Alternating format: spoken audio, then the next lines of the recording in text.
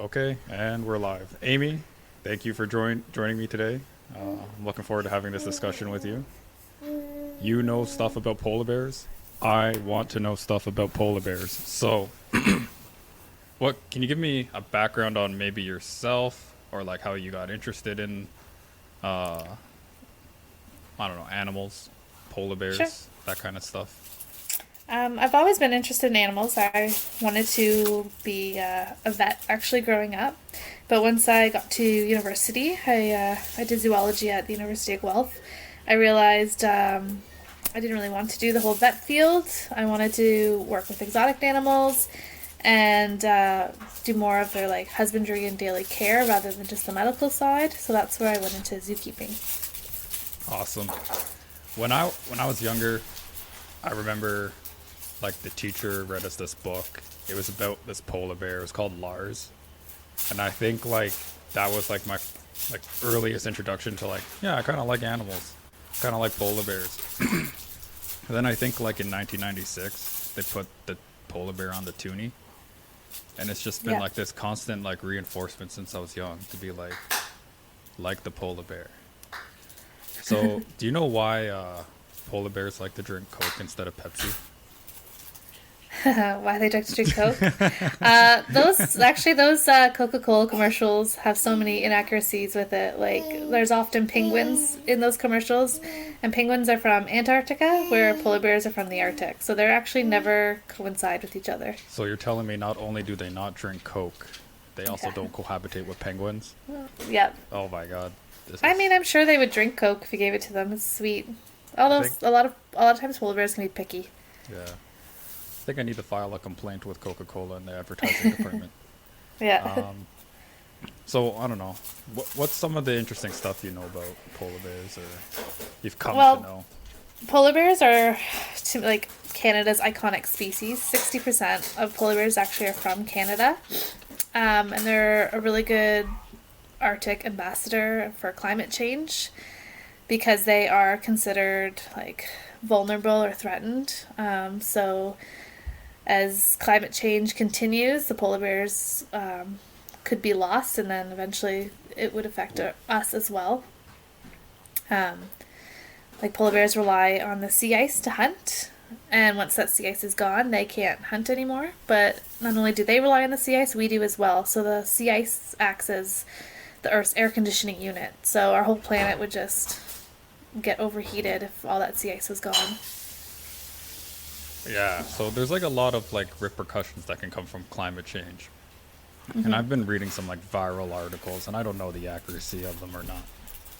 But apparently now there's like interbreeding between grizzly bears and like polar bears. Yeah, so some polar bears have been following the ice as it recedes, and it's like it's getting closer up towards the North Pole, I guess. Where others are spending more time on land and going like in areas where there's human habitation, and they pose a risk to people, and pose to themselves too, right? Like they get hunted and shot if they go into human areas. They can be seen in like dumps and stuff, foraging for Yeah, food. I read it. Um, Sorry to but interrupt you, oh, it's okay. but I read this crazy article and like it was from 2019 that there was this town in Russia and they had to declare a state of emergency because there was like sightings of over like 52 polar bears and they were basically considered like an invasion of the town. Yeah, I think I saw that. Yeah, that's crazy. Well, Churchill, Manitoba is like the polar bear capital of the world. That's where most of the polar bears are. And that town is like prepared for polar bear invasions all the time. Like nobody locks their doors. There's like safe spots in case a polar bear enters the town. So it's like they're prepared for polar bears to enter at all times. Instead of like a twister, like a little underground like bunker, it's just Yeah, like a underground polar bear bunker. yeah, like they're prepared for it. So yeah, with them going in different territories, that's where they'll, can intermix with grizzly bears, and they're very similar. Um, like they're very closely related. I They've heard they're like all, cousins. yeah, it's kind of they've descended from the same, like brown bear, I guess. Common ancestor. Yeah. Yeah, same lineage. Um, there was an article going viral recently, and it was discussing whether or not polar bears use tools. And in that article, it was basically saying like the Inuit have reported these stories for years, and there's been like photos of like a male polar bear from named Go-Go at the Japanese zoo who was seen like using tools to obtain suspended meat. So the Inuit reported stories where like these polar bears would throw large rocks or boulders or like ice boulders off a cliff to kill a walrus to smash it to basically smash it in the head, because apparently they're incredibly difficult for them to kill. I don't know. In your experience, have you ever witnessed any kind of use of like tools or like some sort of like intelligence in that regard to bears? Like, I don't know. I haven't really. I guess so. Like, so at the zoo, we provide daily enrichment for the polar bears. This is to stimulate them mentally and physically, and meet all their emotional and natural needs. So we try to provide them with different objects every day, and there's different smells and there's different food. Like, there's a whole variety of enrichment. Yeah. But we do give them different objects, and I've seen polar bears use those objects, and they'll throw, like, we'll give them a big plastic boomer ball, and I've seen them like throw it. And there were these posts in one of the exhibits that anytime we had any cubs, to make the exhibit kind of smaller, and those posts were still there, and I've seen one of our big males just bend that whole post right over and pull it out. So they're good at manipulating Yeah. like things, objects, and they can use the environment around them to sort of Yeah. break these balls. So Yeah, they also use their own bodies too. So one of the main ways that a polar bear will hunt is they will kind of smash into the compacted snow in order to get seals that are, have made a den underneath, as well as smash into the ice to create holes to catch seals and stuff that way. yeah, I was reading up on like how polar bears hunt in the wild, and they literally just sniff around for little breathing holes that the seals are like hiding under in the snow. Yeah, so And then, oh, sorry. that's okay. Polar bears have like the best sense of smell. Like, they can smell a seal like, I think it's like a kilometer away, and like under the ice, like I think 2 meters or something like that. And so these seals, they'll be swimming around catching fish and using breathing holes, and a polar bear will just lie there and wait for like hours or even days, just waiting for this seal to pop up. Like, they're actually pretty lazy hunters. They just kind of lie there and wait and like ambush the seals once they come out. And they're not very successful at hunting. I think it's less than 2% of every hunting attempt is successful for a polar bear. So that's another huge strain on them. They would probably like. I guess they're classified as like a marine animal, but I can't see them being good swimmers in comparison to like a seal. Like, they would just get lapped around. There's no way. So they're very good swimmers. They're just not the fastest swimmer. So they can reach speeds up to 6 kilometers or 6 miles per hour. And they could swim. I think the longest swim a polar bear's done was 10 days, which is crazy, without stopping. So don't run into the water if a bear is. Yeah. Like, No, they have endurance. Yeah. And their feet are designed as like rudders so that they can, maneuver. But yeah, unless it's like, a polar bear is sneaking up on a sleeping seal, because sometimes they'll be basking in the sun, and then the seal will jump in the water, or the polar bear will jump after, and if it's close enough, it might catch it, but it usually catches most of its prey by coming up through the breathing holes, and they can use their claws to like reach in and grab the seal and pull it out. It's like a crazy game of whack-a-mole. Or the best times for them to eat are in the spring, when all the seals have their pups, and that's when they go and crash their dens, and it's like easy pickings for them. Yeah, I like. So I guess there's some sort of concern for polar bears when you combine climate change with the fact that they're just not really that successful of hunters in general. So I don't know, like, does the future look bleak for the polar bear, or do you know of any efforts that we're making to sort of better the polar bear's chances? Or Well, there's lots of like individual things that we like to educate people on. Obviously, there's just lowering your carbon footprint, which I'm sure a lot of people do by just, recycling and, reducing the amount of water, electricity they use, using reusable bags and straws and coffee mugs, all those things. But there's another campaign we often do is bundle up for polar bears. So in the winter, if you just, lower your thermostat by 2 degrees and just put on an extra layer, if collectively everybody did that, that would have a huge effect and help them out. But yeah, with global warming heading the way it is, the sea ice is it's forming a lot later and melting a lot earlier, which is lowering the bears' window of opportunity for them to hunt. So it is kind of bleak, like if there's no ice, like I was hoping for hope.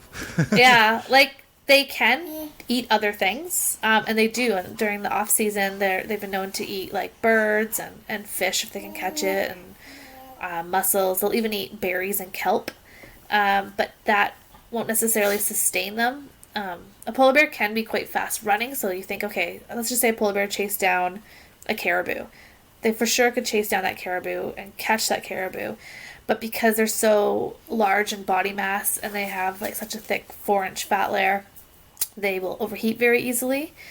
And Yeah, the I amount heard of that's a massive problem with sorry. I heard that's like a massive problem for polar bears is that it's overheating. It's not Yes. getting too cold. It's like they actually get too hot. yes, they get very hot quickly, and the amount of energy they would get from eating a caribou, let's say, they wouldn't gain that energy back. Like it would take too much energy to catch it and consume it. It's kind of like spending $20 to get $5 in return. It's just a waste of their time. So they don't have a very good like economic like Yeah. transaction of like calories. Yeah, that's why even with the seals, they don't eat the whole seal. They usually just eat the blubber because that's like quick, easy, high caloric value, and then they move on. And then it's actually really cool. Arctic foxes will follow polar bears and just eat the leftovers that the polar bears leave. I was reading up on polar bear hair before this podcast because I remember hearing about it back in the day that it was somewhat remarkable in that it's not actually white, that it's actually translucent, Yep. and It's- that it helps absorb like environmental heat, and that's how like in part like stays warm. And then I Yeah. did an even bigger deep dive on that, and apparently there's been at least one study to show that they have like this their pores are structured in a and arranged as like a fractal at like the microscopic level with like ratio dimensions close to like a mathematical figure known as like the golden mean, which is like the ideal dimensional ratio for like an infinitely spiraling fractal.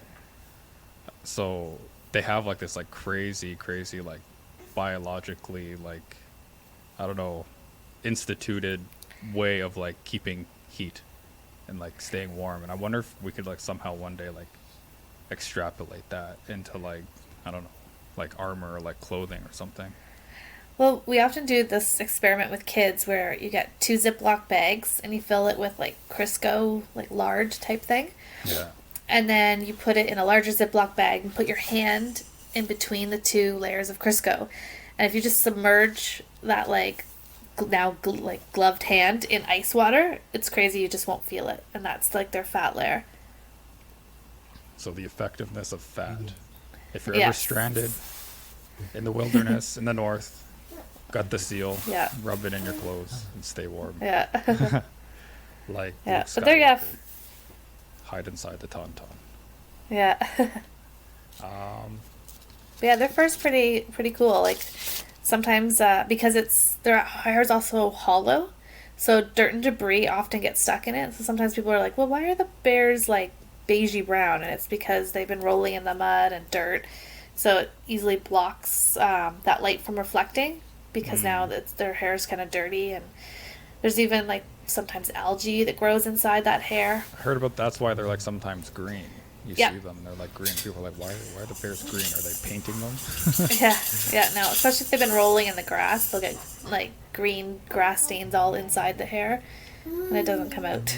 I'm always like amazed by nature and how it has like these little, I don't know, like the way things evolve to be like super like adapted to like their environment, and that they've basically like a polar bear like so okay, so like the structure of their pores, the ratio is like 1.625, and then the golden ratio is like 1.618. Like it's incredibly close to being like a mathematical perfection, like calculated just in their the pores of their hairs. And Yeah. it's I don't know. I just get my mind gets blown by that stuff all the time when I'm like reading about it, because I don't know, nature just does things so beautifully and so I don't know. And it's like it's something we wouldn't even really be able to appreciate unless we had like a certain amount of knowledge or like understanding of the material world. You know? Yeah. Yeah, I don't know. Just thought I'd Uh, talk about that for a sec. and polar bears, it's just crazy how they adapt. And often we get people asking, people concerned about our bears, like in the summer, like, oh, you have a polar bear in the summer. But, polar bears live in Ontario. There's actually 19 populations of polar bears, and one is in the northern areas of Ontario. So they naturally do adapt to all the different seasons. And their main way that they deal with the summer is they'll lose a lot of their fat layer. But because they're not eating that high caloric diet, they're surviving off of either nothing or grass and kelp. It's their internal temperature actually gets lower, and it helps them self-regulate and stuff. I recently did a podcast with a biologist from the University of Montreal, and he's researching how hibernation. So like if we stay bedridden or like if we try to hibernate for like just 3 days, our muscles will start to atrophy. We'll lose like a ton of weight, like our muscles. But bears and like other mammals, they can do it for like months at a time, and they'll barely lose anything. So he's trying to see what enzymes or probiotic, like I don't know, microscopic organisms in like the gut and like stuff like that can be extrapolated from those animals and implemented in humans, possibly to help us with like, I don't know, medical treatments and like space travel and that kind of stuff. So I thought that was like, there's so many things we can learn from wildlife, from animals, and hopefully somehow extrapolate it from them to benefit us. And I don't know, some people say like oh, who cares about animals, like let's focus on people first, there's so many issues with people. But I always like kind of harken back to these arguments where it's like a lot of what we learn from how to benefit people comes from the natural world, comes from like animals and wildlife, watching them, learning about like the special enzymes they have or something about their DNA and extrapolating it from that. Yeah. Yeah, like there's lots of research going on for that. Like studies that measure the different blood values and like animals and internal temperatures and stuff like that.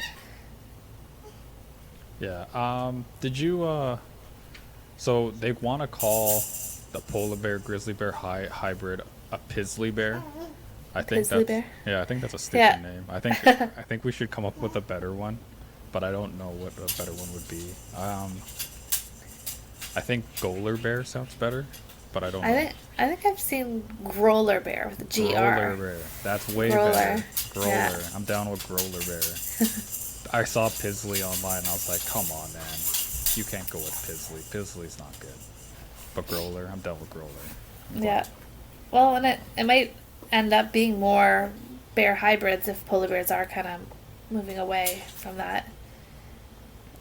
Yeah, I think like if they are getting pushed out from their natural, like their ecological niche, I think a part of that adaptation, since they seem to be pretty good at adapting, but maybe not so quickly.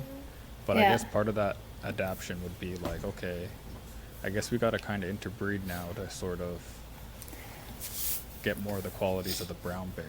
So I guess like salmon hunting, like foraging. I like at the zoo we don't feed our bears seals. We do feed that Release so the they seals. like they can survive off of other things. It's just them catching those without wasting energy. So if over time polar bears kind of adapted to the warmer weather, and their anatomy changed, even if it's just with breeding with grizzly bears, then they could adapt to eating other things.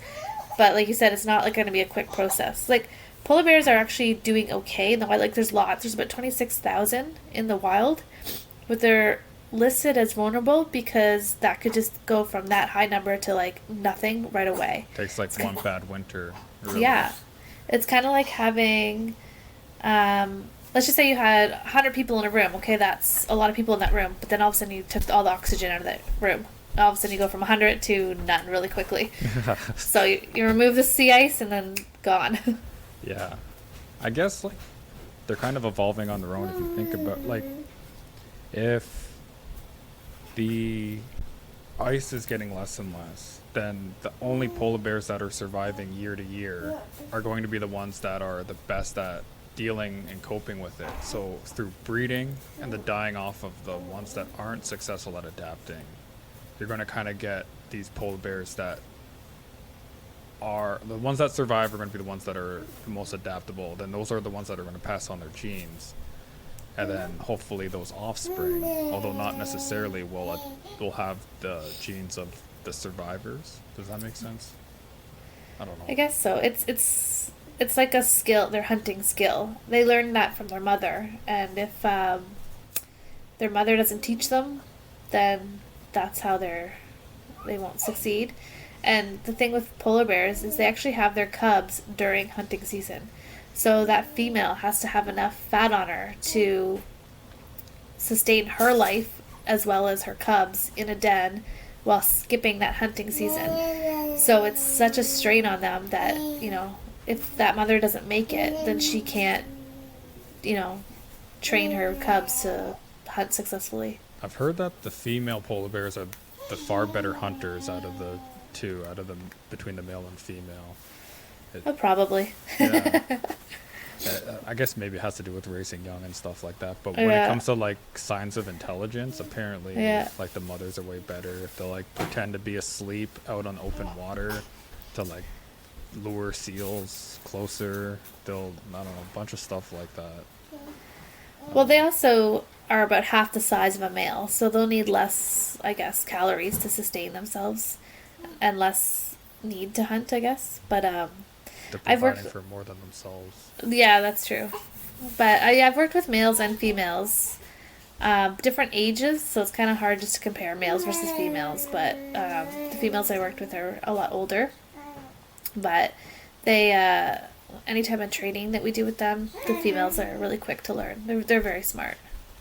Can I ask you about sort of like emotional intelligence of an animal, or like at least the perceived emotional intelligence of an animal?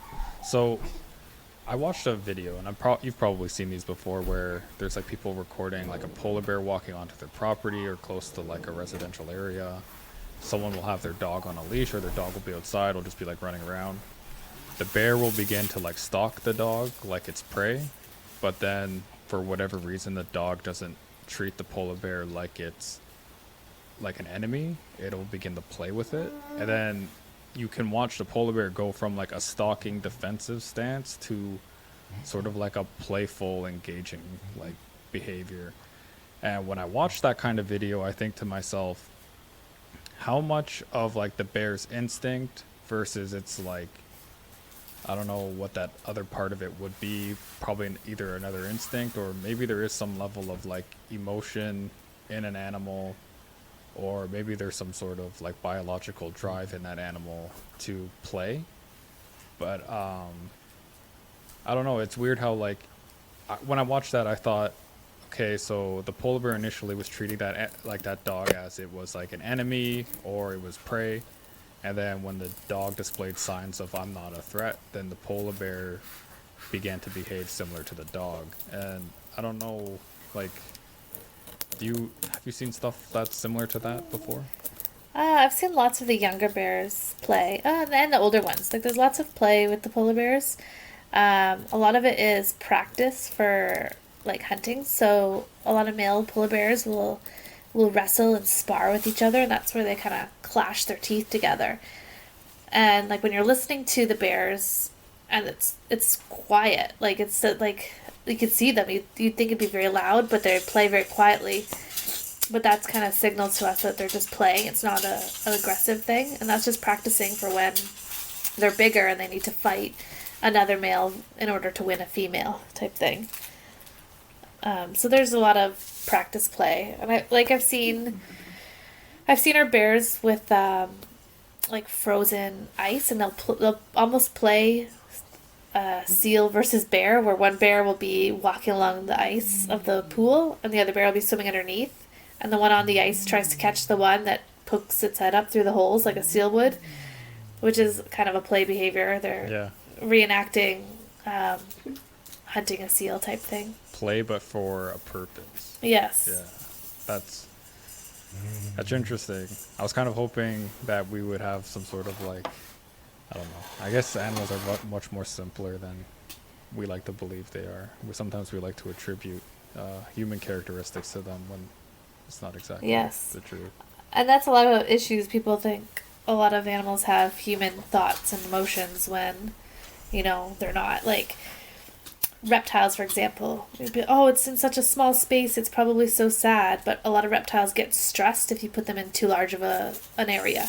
They almost feel the opposite of claustrophobic. They need to have that tight, compact area.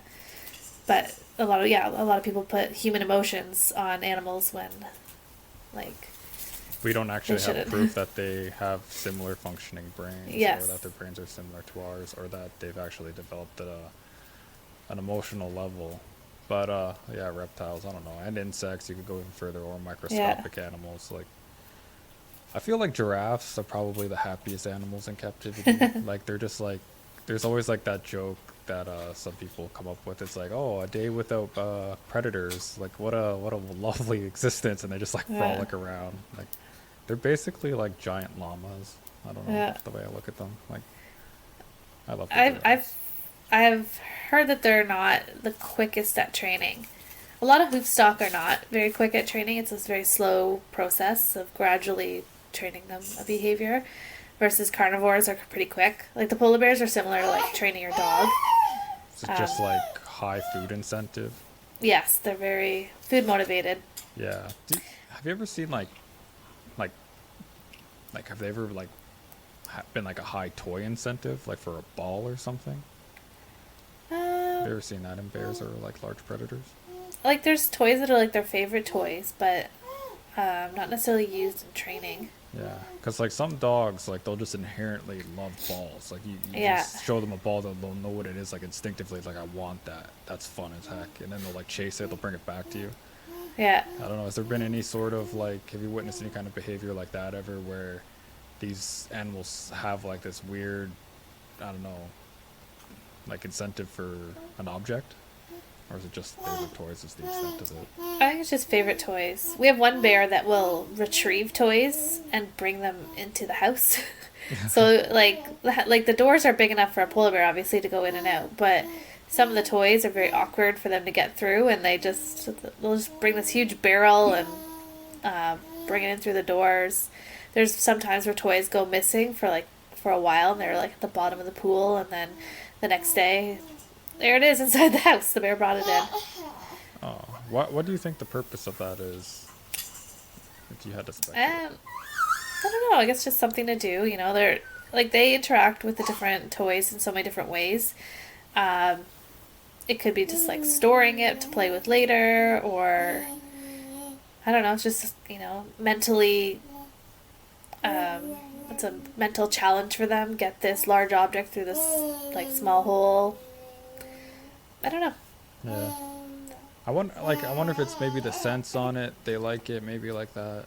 I was reading like a dog's nose is like a lot more powerful than ours, but then a bear's is like 10 times what a dog's is. So I wonder if they're like smelling. Who knows what they're smelling on that ball? And like that's kind of what they're like. Maybe that's what they're attracted to on it, like the. And then there's something about having different smells that apparently increases like brain complexity, at least in canines. So maybe that's relevant to dogs or polar bears as well. I don't know. Do you know anything about that? I don't know about their complexity. Like, I know that smell is a huge thing for them. Like anytime, like they can tell what you have for food before you even bring it near them. Like we have two bears that their favorite thing is rabbits. And you could have a bucket with a rabbit in it and they know. Like they just get so excited. And we haven't even entered their the room yet. Will they smell around for like say marking like a wolf or a dog or like a large cat would like Yeah, one of the most toughest times I guess are just during breeding season because the males can smell the females and if we aren't putting them together for breeding, they like a bear could smell in the wild a female like kilometers away. yeah. So when a female's cycling, that bear will smell it, and like they'll go and they'll smell like the urine of the female, and you know they'll walk right past their food in order to go and smell the smells from another bear. Amazing. Like, I wonder if they have like that's basically a superpower. The way that their noses smell. Yeah. They're probably smelling things in ways that we can't even perceive or like imagine. They're probably like let's the if you look at how many what is it like neurons they have for like smell like receptors in their nose and stuff like that. Like I've read that they can basically associate time to scent. They know like when they're smelling something in the air, they can basically determine it was this many days ago that this animal walked by or that this female came through here, and then they can like track on scent based on like a time scale, whereas like we can't do anything near that. Like we smell something, we just think of it as being like immediately present, right? Yeah. But I guess I don't know. I'm always fascinated by like animals and like we don't really know for sure, right? But this is kind of just like what the studies seem to suggest is that these animals have like this like immense capability of smelling things at a degree far beyond our own. And then you look at animals like hawks with the eyesight, like they make our eyes look like garbage in comparison. They can pick out like the incredibly small movement from I don't know how many feet up in the air, but we wouldn't even be able to like differentiate it. And they can pinpoint on it. And they can find like a fish swimming like near the surface of the water and dive down and strike. And that's something we would just look at the water and just be like, it just looks like all water to me. I can't see anything. Yeah. I'm surprised like we haven't evolved to have like all of our senses amazing, you know, not just all of our senses at like normal or Could you imagine if we had people like with like superhuman sight, smell, like we'd probably be able to see colors that don't even exist yet. We'd be looking at like infrared, like ultraviolet. We'd be seeing on like a thermal scale probably. I mean, there's some work being done with genetic engineering with like CRISPR and stuff like that. I wonder if like in 100, 200 years from now, we'll start having humans that have basically peak human abilities and maybe beyond. And I mean, if you were going to have a kid in the future and they were like, well, do you want your child to be born with peak human strength? Do you want it to have peak human eyesight, you know, scent, taste? Like that's another thing, like taste. Like taste could probably be like there's probably so many things out there that actually taste good, but we taste it differently. yeah. Well, as people who are like wine connoisseurs, they can smell different or taste the different flavors of wine and like isn't that crazy? Minute notes of flavor or whatever. Yeah. So, like people are always made so differently. Like we can just look at each other and be like, oh, that person's taller. That person can run a lot faster than me. That person can jump higher than me. Like all of those traits are very like apparent, but what we sometimes fail to realize is like our palate could be very different in the same way, or like how we hear things. Like I think like talented musicians or people who are very good at like synthesizing music, I feel like they probably hear things differently than I do, because I feel like when I hear something, I can't really make it sound good if I want to, because I'm like, I don't know, it just sounds like a sound to me. But then some people are like, well, you can't hear like that subtle like change in like tone or this and that. I'm like, no. And then but they can, so I'm thinking they must have like a whole kind of different ear. And then there's people that can handle spicy. There's people that like, I mean, there's like acquired taste as well. So I don't like, and then there's eyesight. Obviously, that one's a little bit more obvious. People, you can just say, "Hey, you can't see that," and people don't know. It's like, well, what the heck? Like I can see that perfectly.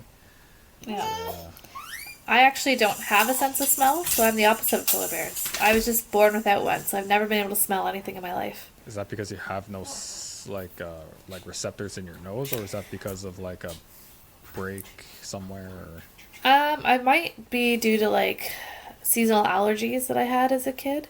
When I got my wisdom teeth out, I saw an x-ray of like my skull, and it's like up at the top of my nose. It's a little off. Like I could never use a neti pot. Like the sinus clearing Okay, pot that you yeah, pour, like that would never work for me.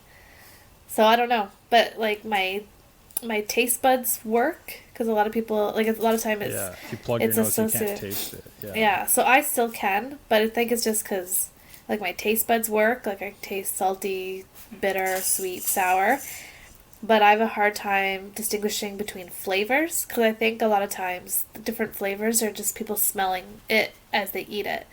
So like if I were to eat Skittles, a Skittle wouldn't be like, oh, this one tastes like lemon. It just I could taste different sugar levels and sweetness or sourness, but not necessarily like this doesn't taste like strawberries to me. like flavor. Yeah, but artificial flavors don't really taste like anything. They just call them that it tastes like that. Yeah. Like a ketchup chip, that doesn't taste like ketchup. Like, has anyone ever ate a ketchup chip and then ate ketchup? They're completely different. But then there's also like, I don't know, like strawberry flavored ice cream. I've never felt like that tasted like strawberries. I don't even feel like strawberries taste like anything. I eat them, they're kind of just like, I don't know. It's like there's no flavor to it. Yeah, I'm the same. Like if I eat something, I can't be like, oh, this has coriander in it. Like I don't know. I could just be like, I like the taste of this, but I can't distinguish like what ingredients are in it. Could you imagine if you got COVID and it gave you your sense of smell back? It Everybody didn't. asked me that if when I was pregnant, did you get a smell back again? But I never did. No. Huh. Interesting.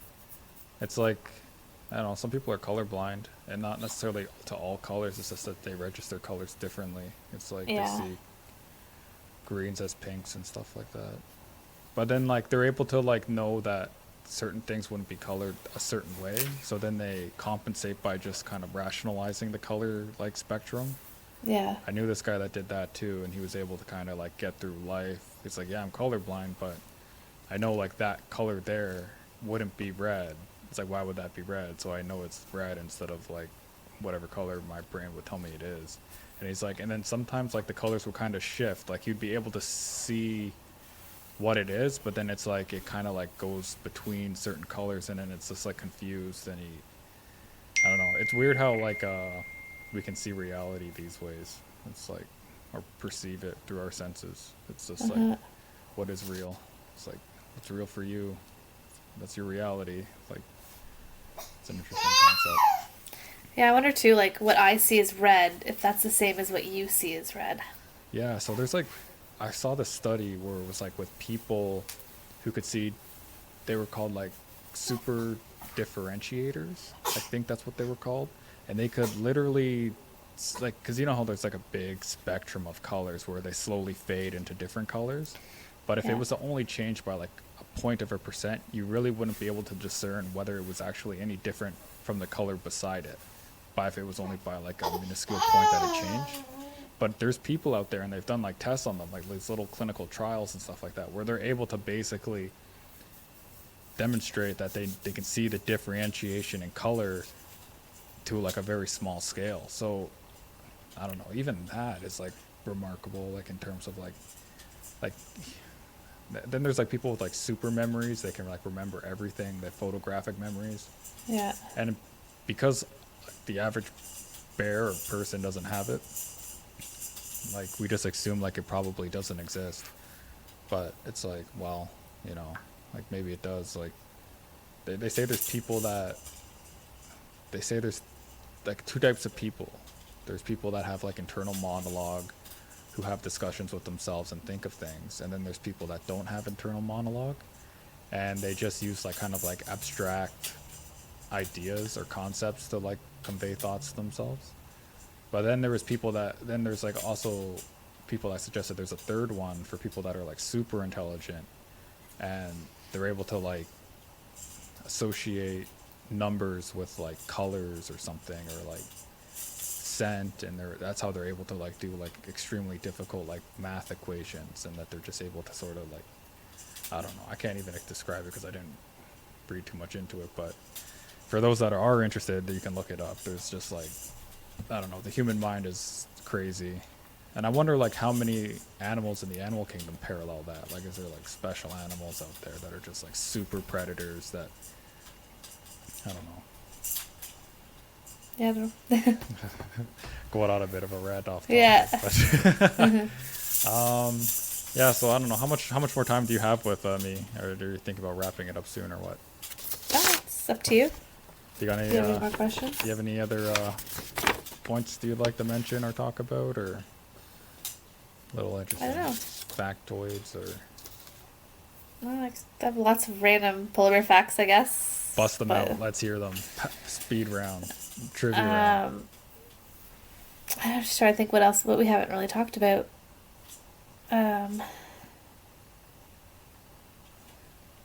What about polar bears' teeth? They're very large, very strong jaws. Yeah, just like a dog, but I guess 10 times the size. Like they're massive. Would definitely not want to get bit by one. What would you like to see done for polar bears in the future? It'd be amazing if, as human beings, we could stop and reverse the effects of climate change.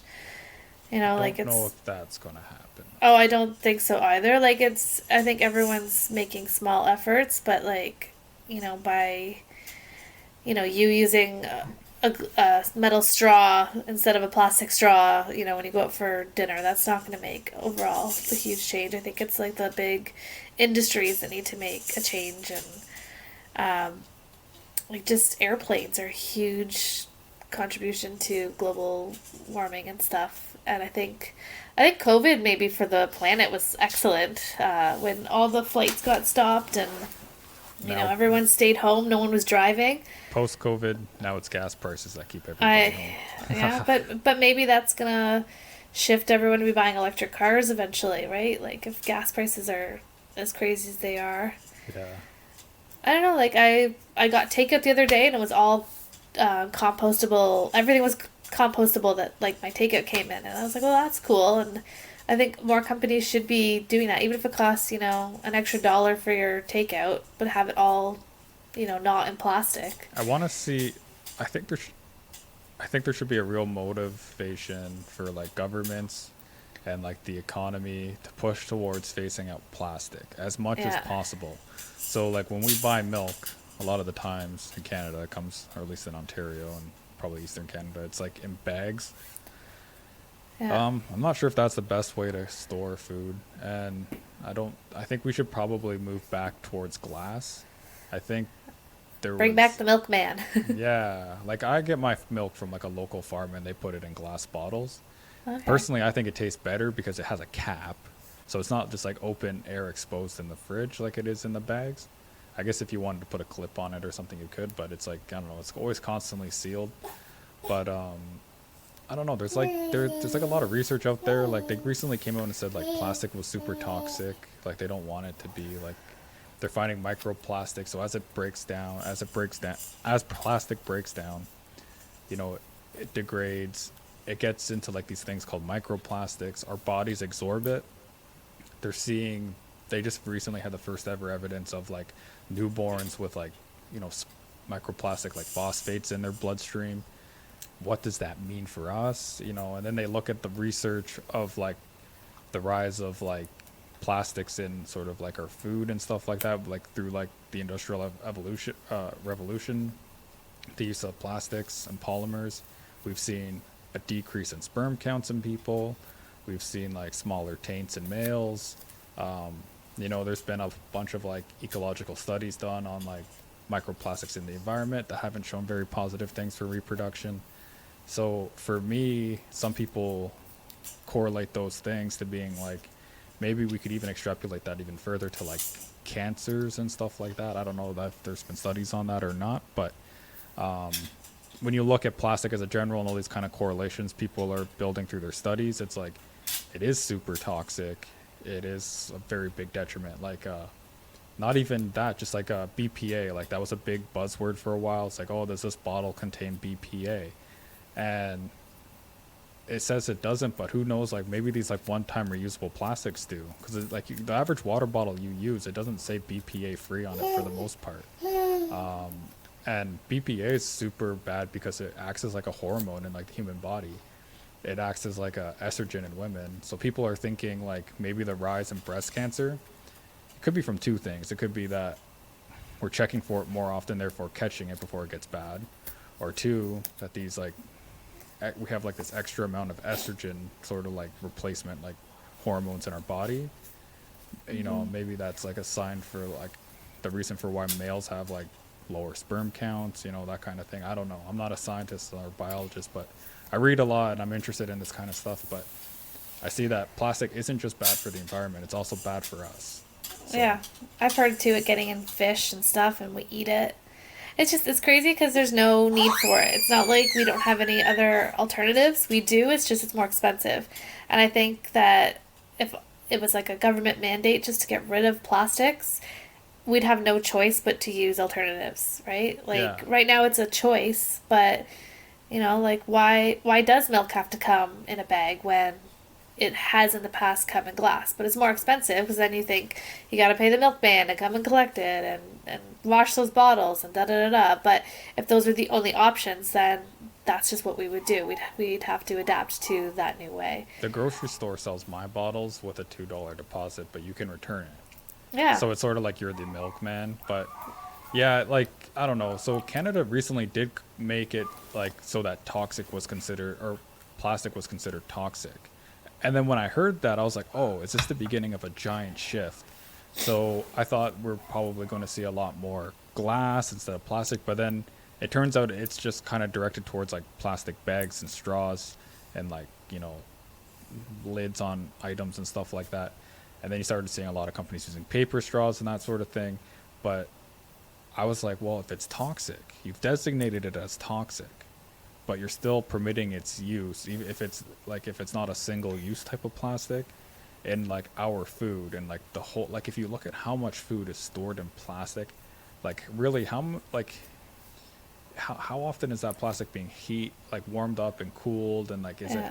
breaking down into some way, even just over time? Is the food absorbing some of these phosphates or something like that, and is it getting into us? And I don't know, like And it's so unnecessary. I've seen oranges with plastic on it, and it's like oranges have a natural plastic covering to it, like its skin, you yeah, know, that like prevents, that keeps the fruit safe. this might sound hippy dippity, but like, you know, we could use things like hemp.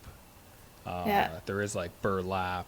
We do have like, I don't know, there's a ton of stuff that we could use to replace plastic that's probably a whole lot healthier.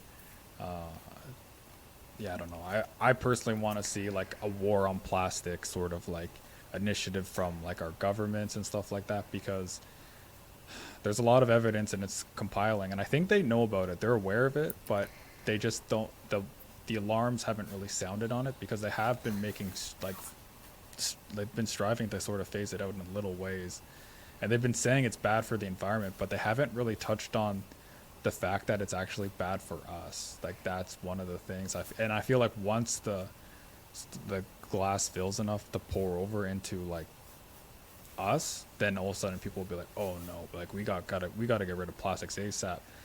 But there is a lot of concern economically, because it's like, okay, you have all these people working at plastic factories, you have all these businesses, you can't obviously let these people just one day all of a sudden be unemployed. So you have to like do like small integration, put funding into like helping these factories and stuff transition from maybe being a plastic manufacturer to a glass manufacturer, all those sort of things, right? So I don't know. I don't want to like, I don't know, like screw people over at the same time as like trying to benefit the greater good of humanity, but there should be some sort of collaborative effort to do both of those things. I don't know. Yeah. But yeah, like we do still need to get, there still needs to be packaging for things. So there, like you said, it would create a whole new industry of different items. I think it's just they'd be more expensive than plastic. Plastic's cheap, but I think you just need to have no other choice but to spend the extra money. Kind of like gas. We don't have a choice but to pay what gas prices are. The only other choice is, I guess, get an electric vehicle. But, like, I myself have no other choice but to pay the crazy amounts of gas. So I think if.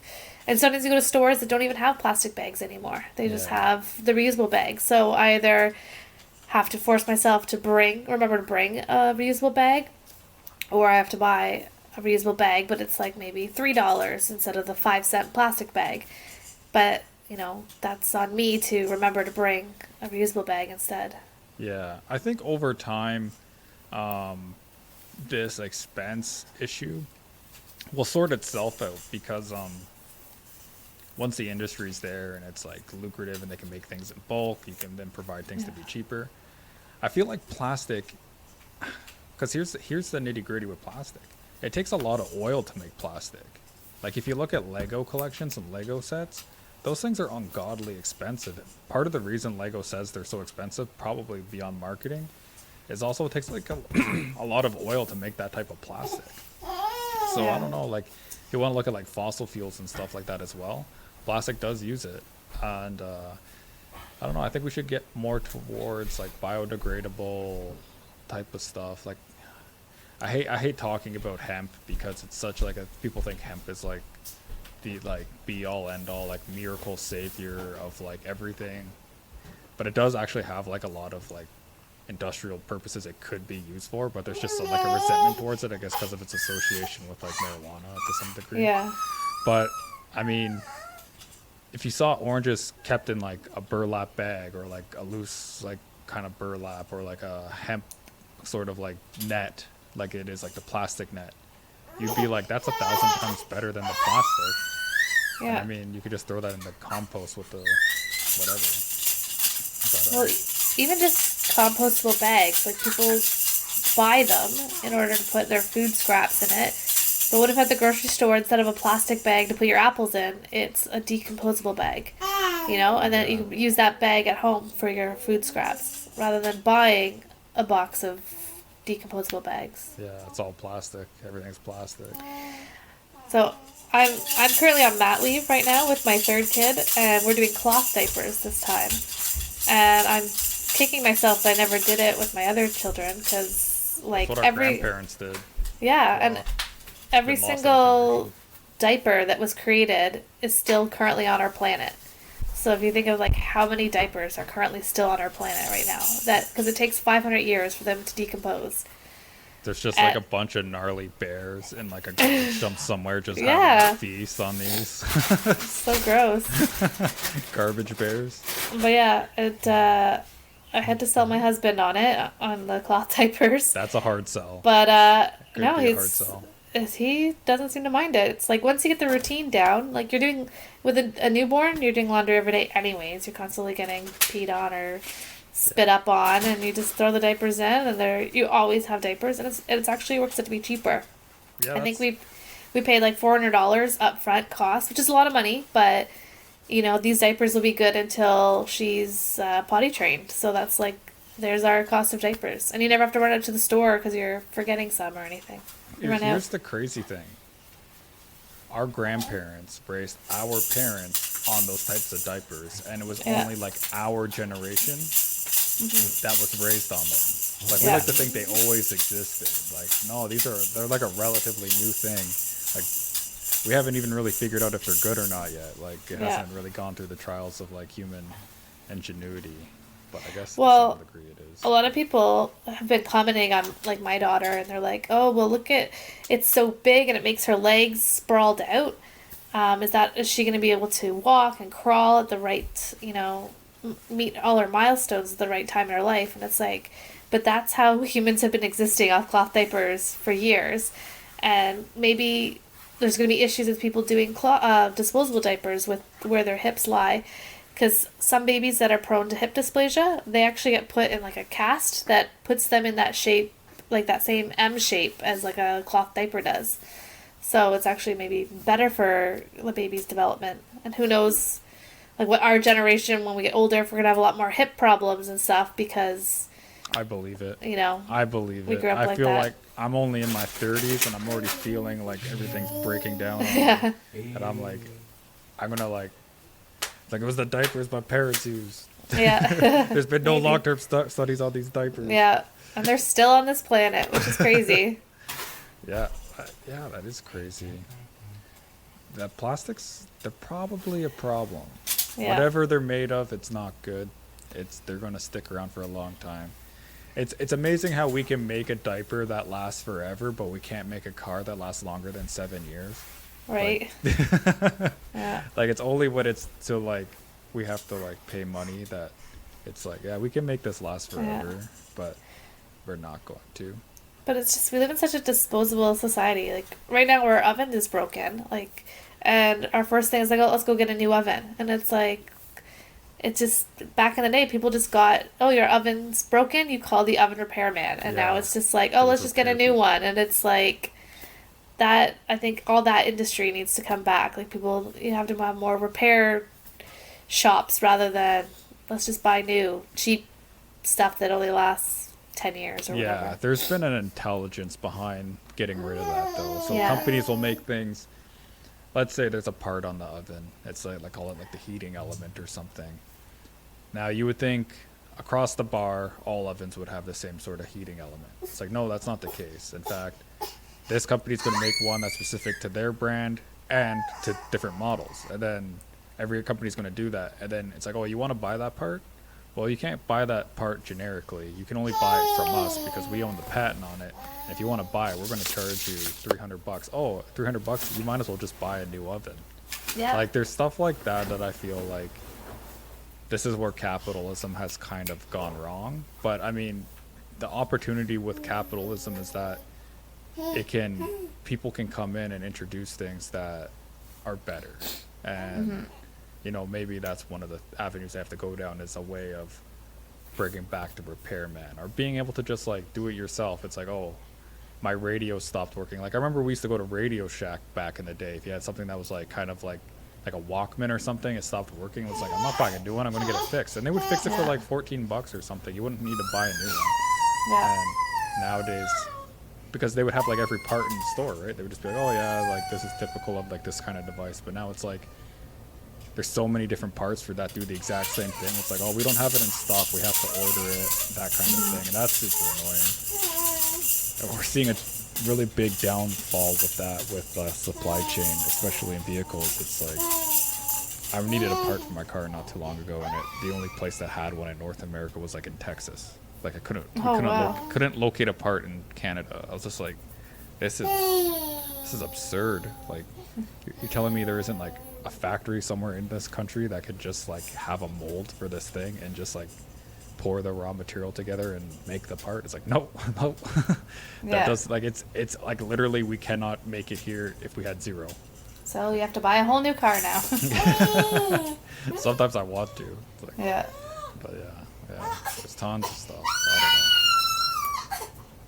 I don't know. Anyway, we've done about an hour now. Okay. Do you want to wrap it up? Sure.